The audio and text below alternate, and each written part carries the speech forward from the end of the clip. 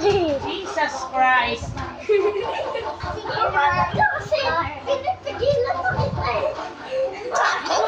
Nathan, yan, pag mapiro yan, ha?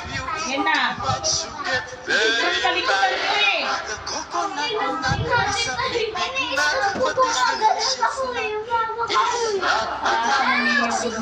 Pasok na, pasok. Pasok.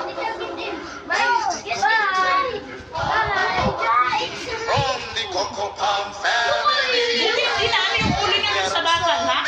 Parang manita na ito.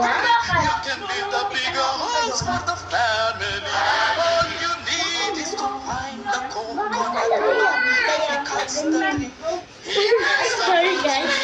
Ganito na Katrina!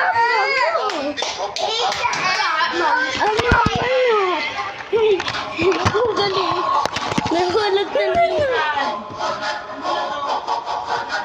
The coconut bark for the kitchen floor. If you save some of it, you can pick a door. Now the coconut trunk do not throw its junk. If you save some of it, you'll have a second floor. The coconut wood is very good.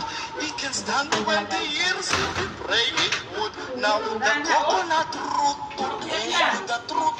You can throw it or use it as firewood. The coconut leaves would shade it keeps. Look at the ones that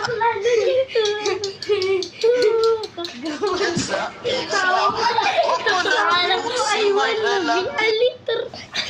Mamat na. Sop-sop. Make good cannonballs up against. Sige. Yung maayos. Wag na lang. Sige. Umatas ka kasi.